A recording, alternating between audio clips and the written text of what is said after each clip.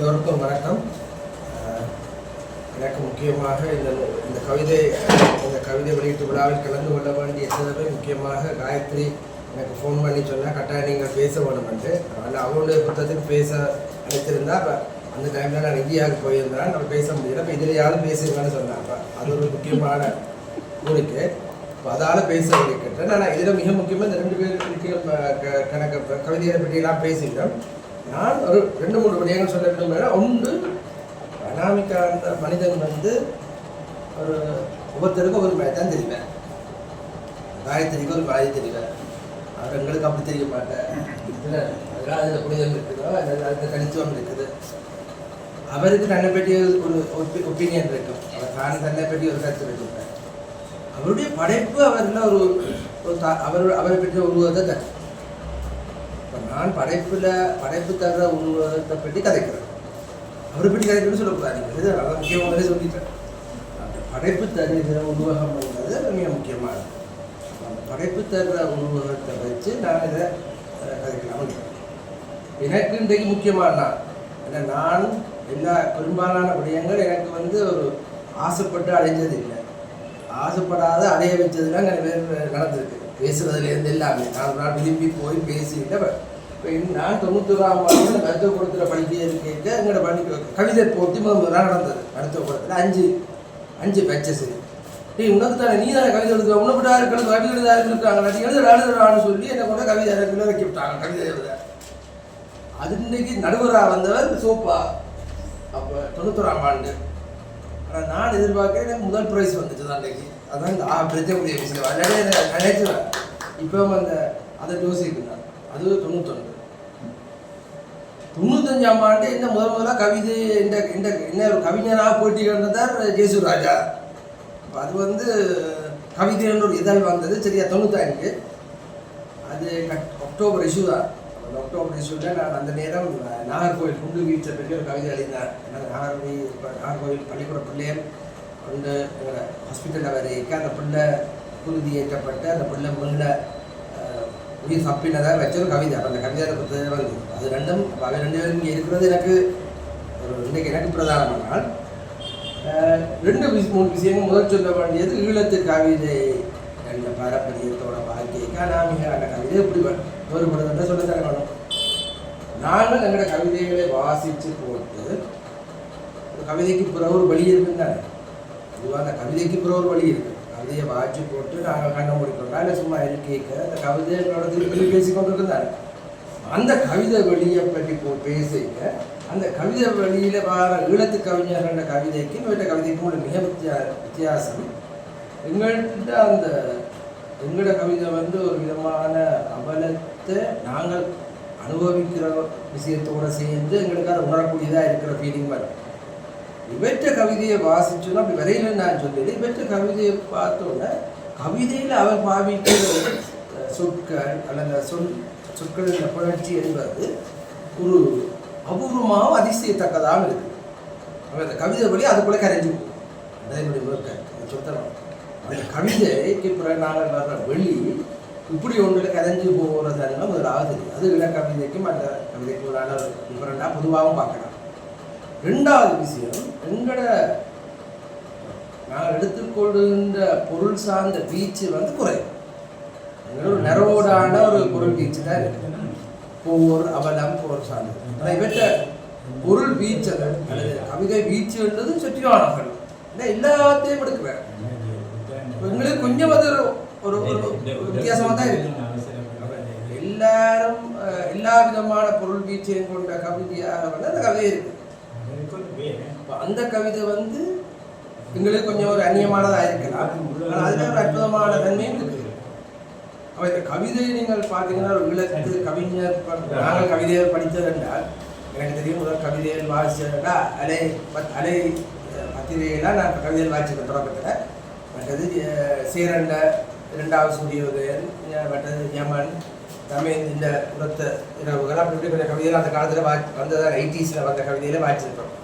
அப்போ அப்படி கவிதைகளோட பார்க்க பெற்ற கவிதைகள் ஒரு பொருள் வீச்சு மிக அதிகம், வீச்சு கூடினது.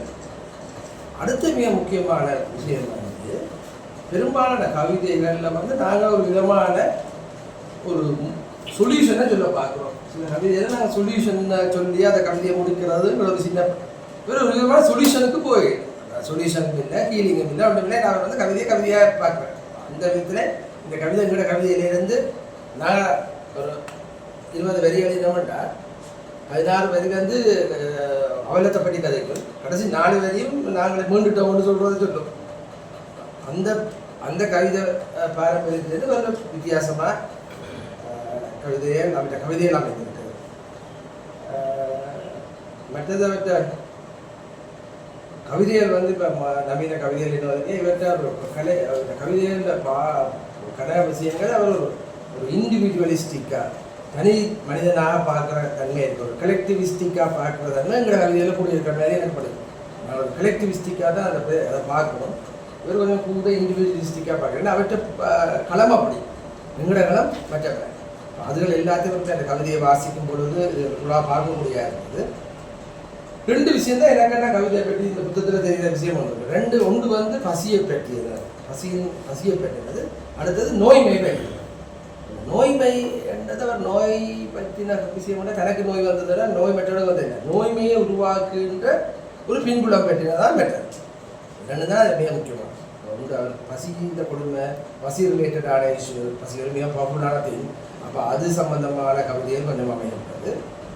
அது முக்கியமாக முதல் அந்த உரிமை என்ற புத்தகம். அதுவும் 2வது புத்தகம் பெரும்பாலும் ஒரு விதமான நோய்மை, ஒரு நோய்வாய்ப்பட்ட சமூகம் அல்லது ஒரு சிக் சொசைட்டின்ற விஷயம்.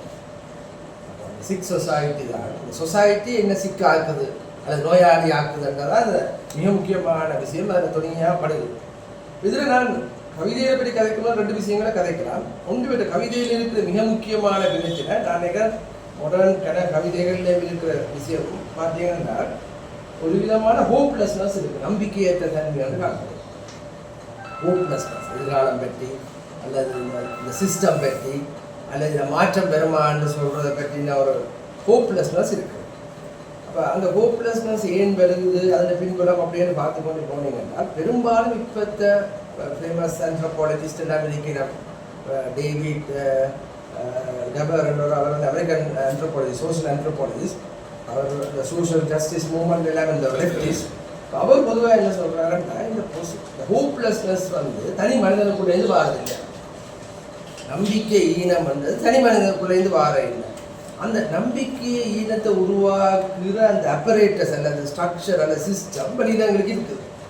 அது எங்களுக்குள்ள நம்பிக்கை ஈனத்தை உருவாகி கொண்டிருக்கிறதா அவர் வேர்ல்ட் ஃபேமஸ் அவற்றை இது ஆர்கியூமெண்ட்.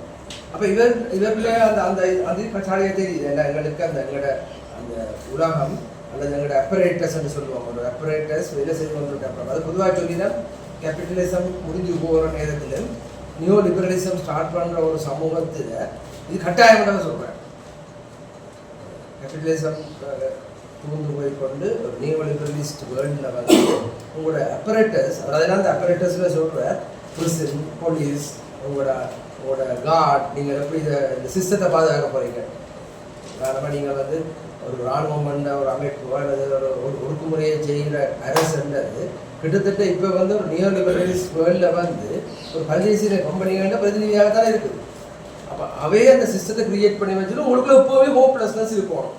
நீங்கள் நம்பிக்கை விடுவதாக வரக்கூடாது. இது அதில் கவிதையில் அதை பிரதிபலிக்கும் அந்த கவிதை.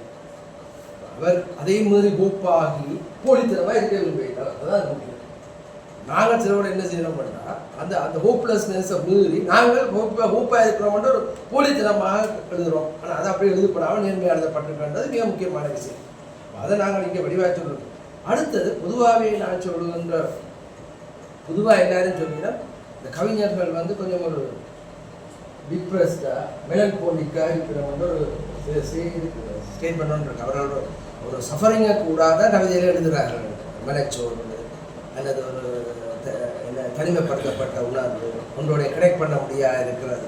அப்போ அப்படி ஒரு தனி உள்ள அந்த அந்த மெலன்கோலிக் எஃபெக்ட்னு சொல்லுவோம் அல்லது மெலன்கோலிக் டிப்ரெஷன் சொல்லுவோம். அந்த ஃபீலிங்ஸை இவற்ற கவிதைகள் சிலது காட்டு. ஹோப்லெஸ்னஸ் அது தார மெலன்கோலிக் எஃபெக்ட்னு சொல்கிற டிப்ரெஷன் சொல்கிற தன்மையை இந்த கவிதையில் நியாயமாக காட்டப்படும். கவிதையை வாட்சி கொண்டு போகிற பொதுவாக பார்த்து கொண்டு போக வேண்டாம். அப்போ அடுத்தது நாங்கள் பொதுவாக உளவியல் ரீதியாக பார்ப்போம்னா இந்த டிப்ரெஷன் என்று சொல்கிற மனச்சோர்வுக்கு தான் நிகிலிசம், டிப்ரெஷன் சொல்கிற மிலன்கோலிக்குன்ற மிக முக்கியமான ஒரு வெளிப்பாடாக நாங்கள் சொல்கிறது நிகிலிசம். நிகிலிசம் அப்படின்னு நாங்கள் விளங்கப்படுத்தலாம்னா நிகிலிசம்ன்றது கிட்டத்தட்ட என்னென்னு சொல்லலாம்னா life has no real meaning தான் நிகிலிசத்தின் கொமெண்டர். சைக்காட்ரிக் பெர்ஸ்பெக்டிவ்ல பார்த்தீங்கன்னா நிகிலிசம் எப்படி இருக்குமாட்டா ஒரு பேஷண்ட் வந்து சொல்லும் இந்த பிரெயின் வேலை செய்யணும், அதாவது இந்த right brain is not functioning. இப்போ இந்த குடல் கம்ப்ளீட்டாக டாய்லெட்டுக்கு போக வழி இல்லை, என்னால் குடல் வேலை செய்யும், ஆனால் டாய்லெட்டு போய் கொண்டு போகிறேன். அதுதான் நிகிலிசம் அல்லது நிகிலிஸ்டிக் டிலூஷன். இப்போ இந்த நிகிலிசம் அந்த மெலன்கோலிக் இந்த தொடர்ச்சியாக நிகிலிசம் இந்த கவிதையில் தெரியுது. அது நீங்கள் கன்னடங்களில் என்ன பண்ணுறா நான் சுட்டியும் காட்டலாம்.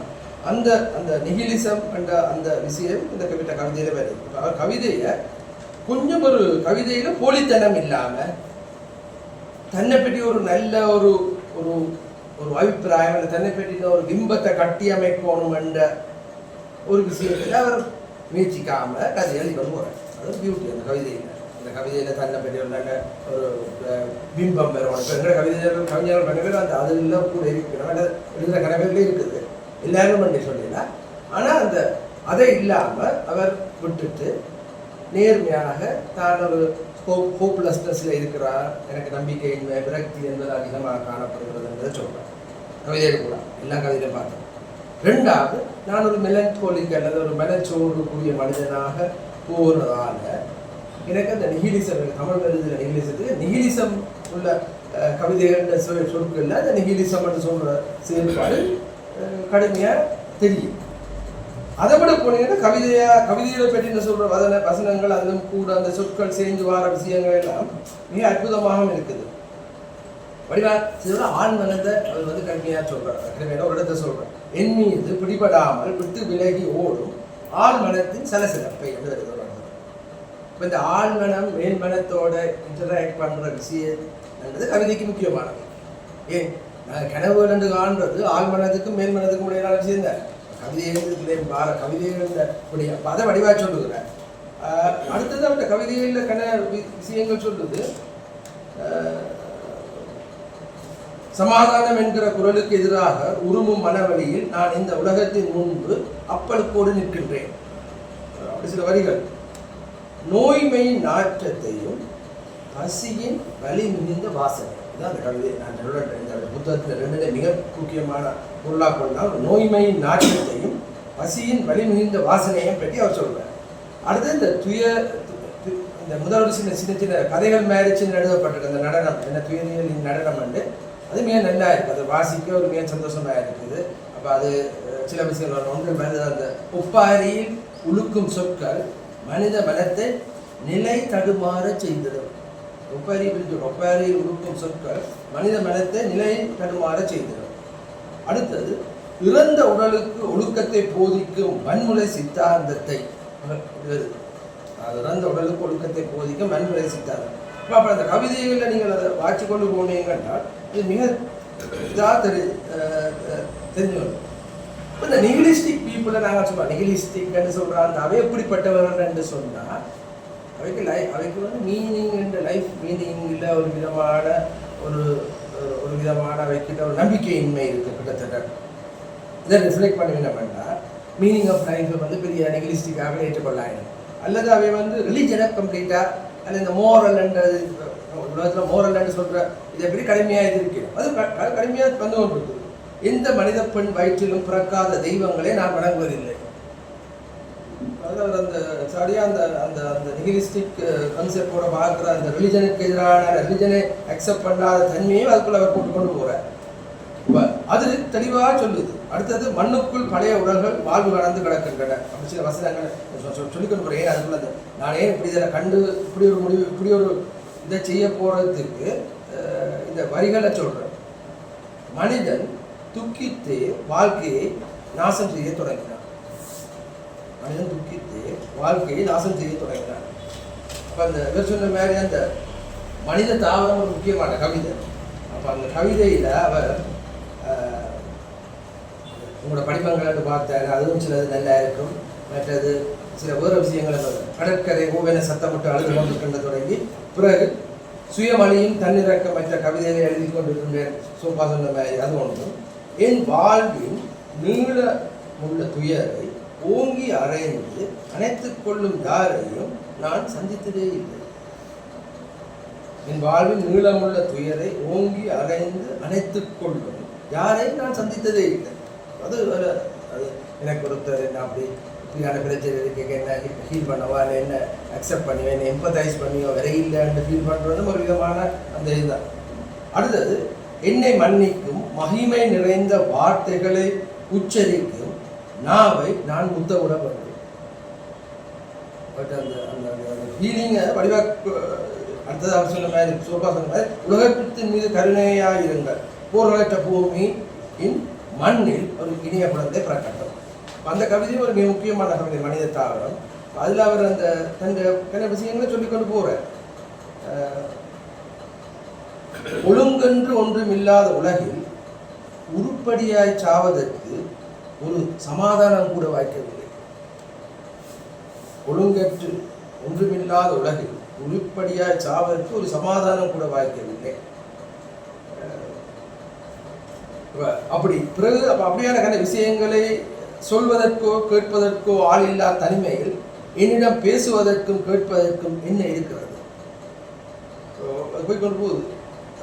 மற்றது, பெண்களின் உதடுகளை அன்பொழுக முத்தமிட தைரியப்படாதவர்கள் என்று சொல்றார் ஒரு இடத்துல. நாகரிகத்தை அணிந்து கொண்டு அம்மனமாய் அலைகிறீர்கள்.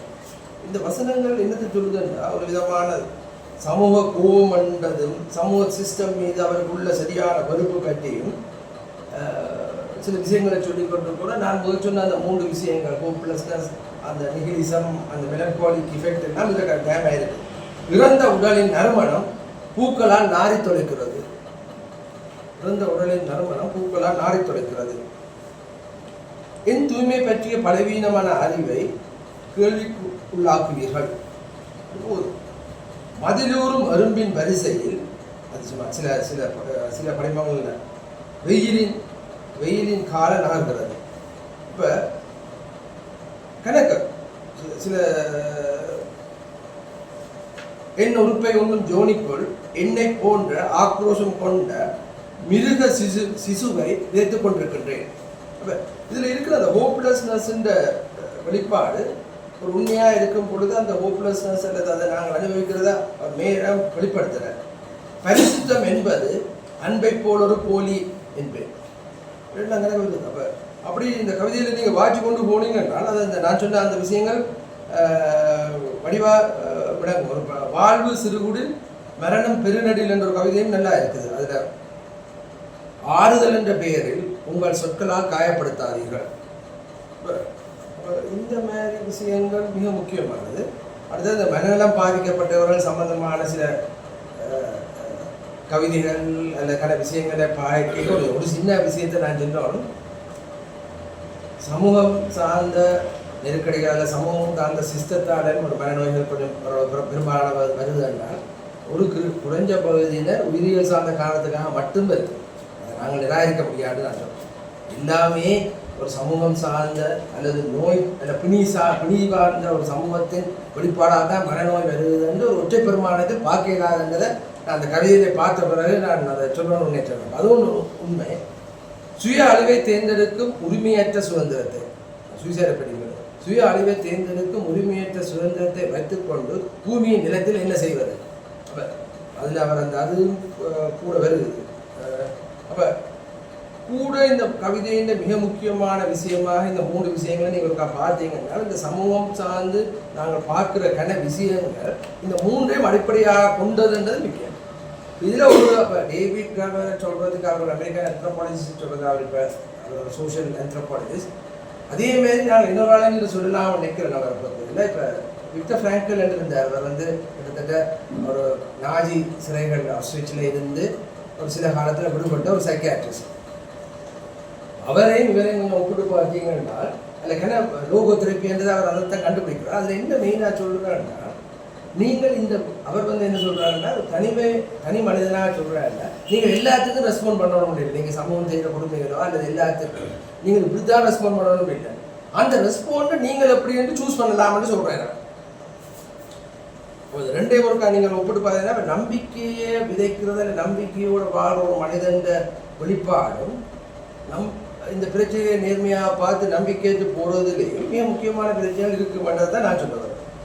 இப்போ கவிதை பற்றி ஒரு வடிவ ஒரு இதில் எழுதுகிறார், முன்னுரையோ அதில் எழுதுகிறார், எப்பொழுதும் இருத்தலாத புனம் போல் வேறு வழி அற்று என் எழுத்தை அதன் போக்கில் கிடத்தினேன். அலங்கரிக்கப்பட்ட சப ஊர்வலத்தில் மனம் புக்கும் மொழியை நான் கை கொண்டிருக்கின்றேன். அப்போ கவிதை பற்றி கொஞ்சம் சொல்லிட்டேன்.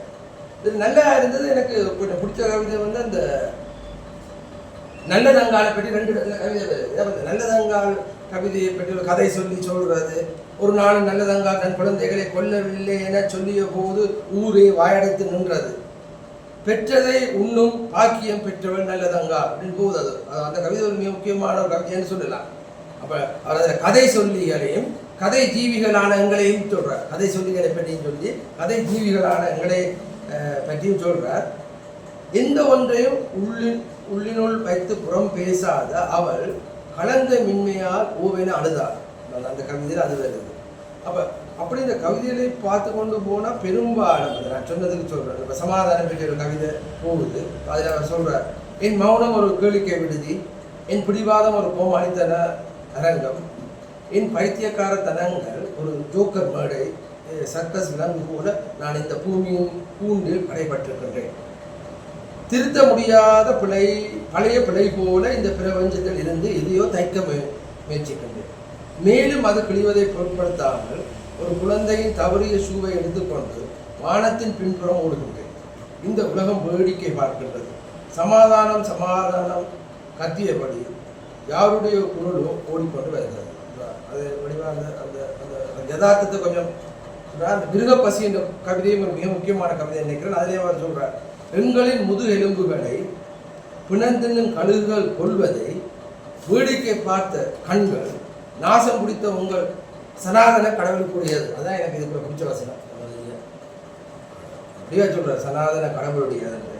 எங்களின் எலும்புகளை பிணந்தின்னும் கழுகுகள் கொத்துவதை வேடிக்கை பார்த்த கண்கள் நாசம் பிடித்த உங்கள் சனாதன கடவுளுடையது. அந்த மிருக பசி, அந்த பசியின் போது இந்த ரிலிஜன்ஸ் எல்லாமே அந்த பசியை தீர்க்காமல் போதிச்சு கொண்டிருக்கிற இந்த விடயத்தை மிக தெளிவாக அவர் அதை சொல்லி காட்டுறார். அப்போ அந்த விஷயங்களையும் கூட சொல்லிக்கொண்டு சிலது ஒன்று சொல்கிறார், இந்த நகரத்தை விட்டு வெளியேறேன் எனக்கு பிடிச்சதாக இருக்கிறது காரணம் என்ன, நாங்கள் நகரத்தை விட்டு வெளியேறினவர்களான எல்லாரும் அதில் அந்த இந்த நகரத்தை விட்டு வெளியேற கற்பத்திலிருந்து அறுபட்டது போல சொந்த மண்ணிலிருந்து துண்டிக்கப்பட்டு எங்களை டச் பண்ணுது. பெற்ற மண்ணின் தாய்மையின் மனம் மூளைச்சுருளில் படைந்திருக்கிறது. பெற்ற மண்ணின் துடி ஒடுங்கி நினைவு தப்பும் கணத்தில் என் ஊரை பற்றிய ஞாபகங்கள் வந்து போகலாம். அப்போ அது கொஞ்சம் எங்களை பொறுத்தவரை நாங்கள் நாடு இடந்து போனோம். எங்களுக்கு பிரதேசங்கள் நாங்கள் வலுக்கட்டாயமாக வெளியேற்றப்பட்டவர்கள் என்ற அடிப்படையில் பார்த்தீங்கன்னா அது மிக முக்கியமாக. ஆனால் அங்கே அவர் அந்த அடிப்படைன்றதை விட அது சாதாரணமாக இவருக்கு நடைபெறக்கூடிய ஒரு விடயமாக சொல்லி கொண்டு போகிறார். இதுகள் எல்லாத்தையும் நான் ஓரளவுக்கு பார்த்து கொண்டு போயிருக்கேன். மிக முக்கியமாக தெரிஞ்ச விஷயங்கள் ஒன்று, இந்த தேற்றுவதில் தோற்று போகிறேன். இதில் மிக முக்கியமான இறை ஆவியே கொடிய உலகில் இருந்து உன்னை நீ தற்காத்துக்கோ. இறை ஆவியே கொடிய உலகில் இருந்து உன்னை நீ தற்காத்துக்கோ. இப்போ இந்த மதம் பற்றின அந்த நிகிலிஸ்டிக் அந்த நிகிலிசம்னு சொல்கிற விடயத்தோட மிகவும் இந்த கருத்துக்கள் இந்த வரிகள் போகுது. அழுங்குறர்களின் ஓங்காரம் உலகை சபித்து அரற்றினர். அப்படியே பஞ்சத்தை பற்றி போகிறார்கள். இவை எல்லாத்தையும் நாங்கள் நோக்கினால் இந்த கவிதைகளில் அவற்ற இந்த விடயம் தெரியுது. அப்போ இதில் நீங்கள் ஒரு விதமான ஒரு ஃபிலோசபிக்கலி நாங்கள் பார்க்கலாம். ஏனென்றால் இந்த உலகம், இன்றைய உலகம் கிட்டத்தட்ட ஒரு 70க்கு பின்னால் வந்த உலகம் எப்படி உலக பொருளாதாரத்தில் எப்படி கட்டமைக்கப்பட்டிருக்கின்றது. அதுக்கு முந்தைய இந்த கேபிட்டலிசம் எப்படி லிபரலிசம் வந்து அது முழுக்க ஒரு சில பேர்ட்ட இதுக்குள்ளே போய் அவையை பிள்ளைங்கிற நாட்டில் ஊரடங்கு சட்டம் தீர்மானிக்கிறது அனுரகுமார திசாநாயகர் அரசியல் தான். சில பல்தேசிய கம்பெனிகளும் அதை தீர்மானிக்கும். அது உங்களுக்கு ஆரை போய் சுட போறோம்னா அது ஆரை கண்ட்ரோல் பண்ணி வைக்கிறேன்றது முந்தைய ஒரு அரசு செய்து கொண்டிருந்த ஒடுக்குமுறைக்கும் அப்பாலே இப்போ போயிட்டு தான். அப்போ அந்த அரசு செய்த ஒடுக்குமுறைக்கு எதிராக போராடி நாங்கள் அதை மாற்றலாம் என்று மக்கள்கிட்ட இருந்த அந்த நம்பிக்கை எழுச்சி என்பது இப்போ மெல்ல மெல்ல போய்கொண்டிருக்கிறது. இந்த கவிதை அதை சரியாக பிரதிபலிக்குது. அதாவது இந்த உலகத்தில் இந்த உலக ஒழுங்குல அவர் கூட அந்த டேவிட் கிரமண்ட அந்த ஆர்டிக்கலை அவர் விளக்குறார். ஆனால் அவர்கிட்ட அந்த கட்டுரையே மெயினாக இந்த ஹோப்லெஸ்னஸ் எப்படி வந்தது, நம்பிக்கையின்மை அல்லது விரக்தி, அதை தனி மனிதன் தனக்குள்ளே இருந்து உருவாக்கினானா அல்லது தனி மனிதனே அந்த நிலைக்கு தள்ளின ஒரு சிஸ்டம் அல்லது ஒரு அப்பரேட்டர்ஸ் அல்லது ஒன்று இருக்குதான்றதை பற்றி தான் சொல்லுது. கிட்டத்தட்ட இந்த கவிதைகளை பார்த்து கொண்டு போய்க்க அதை எனக்கு பிரதிபலிக்கிற மாதிரி தெரிஞ்சுது. அதை இந்த வாசிக்கிறது ஒன்று சொல்லலாம். மொத்தமாக சொல்லுகிறேன்டால் கவிதை நல்ல படிமங்களை கொண்டு வந்திருக்கு, நல்ல விஷயங்களை சொல்லுது. ஈழத்தமிழர்கள் கட்டாயம் வாசிக்க வரும் என்றால் ஏன்னா அவருடைய பார்வை அல்லது வீச்சை அதிகரிக்கிறதுக்கு இது மிகவும் முக்கியம். அடுத்தது கவிதை தனியே ஒரு போர் பரணியோ அல்லது அதுக்கு பாடுற அப்படிங்கிற அல்லன்றதை இந்த கவிதை தெளிவாக சொல்லுது. அவை இது ஒரு கவனிக்கத்தக்கதும் எங்களுடைய சமூகத்தில் எங்களை போன்றவர்களுக்கு இது மிகவும் தேவையான நூல் என்பதை கூறி இந்த சந்தர்ப்பத்துக்கு நன்றி வேண்டும்.